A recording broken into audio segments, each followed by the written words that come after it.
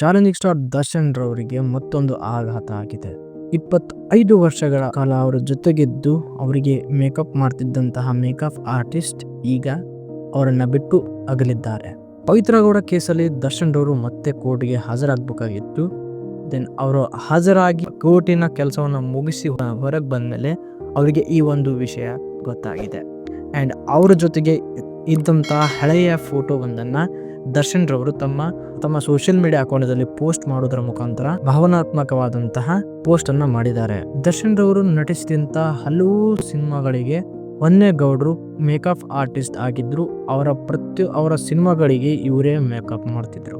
Makeup ಕ್ಷೇತ್ರದಲ್ಲಿ ಅವರ ಕೆಲಸವನ್ನ ದರ್ಶನ್ ರವರು ಕೊಂಡಾಡಿದ್ದಾರೆ. ಅವರ ನಗುಮುಖದ ಸೇವೆಯನ್ನ ಎಂದಿಗೂ ಮರೆಯಲು ಆಗೋದಿಲ್ಲ ಅಂತ ಕೂಡ ಹಲವು ಸಿನಿಮಾಗಳಿಂದ ನನ್ನ ಜೊತೆಗೆ ಇದ್ದು ಈಗ ನನ್ನ ಬಿಟ್ಟು ಅಲಗಿದ್ದಾರೆ ಅಂತ ಅವರು ತಮ್ಮ ಸೋಷಿಯಲ್ ಮೀಡಿಯಾದಲ್ಲಿ ಪೋಸ್ಟ್ ಮಾಡಿದ್ದಾರೆ.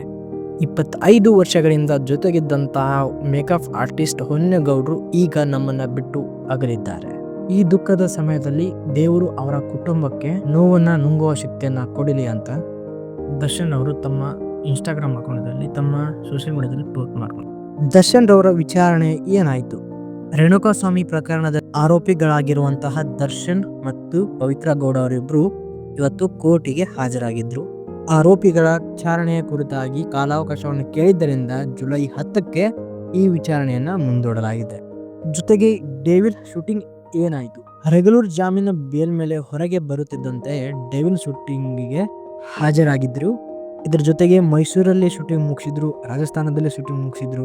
ಇದಾದ್ಮೇಲೆ ಡೆವಿಲ್ ಸಿನಿಮಾದ ಶೂಟಿಂಗ್ ಬಗ್ಗೆ ಎಲ್ಲಿಯೂ ಕೂಡ ಯಾವುದೇ ಮಾಹಿತಿ ಸಿಕ್ಕಿಲ್ಲ. ಮತ್ತೆ ಇತ್ತೀಚೆಗೆ ದರ್ಶನ್ ರವರು ತಮ್ಮ ಧರ್ಮಪತ್ನಿಯೊಂದಿಗೆ ವಿವಾಹ ವಾರ್ಷಿಕೋತ್ಸವವನ್ನು ಕೂಡ ಆಚರಣೆ ಮಾಡಿಕೊಂಡಿದ್ರು.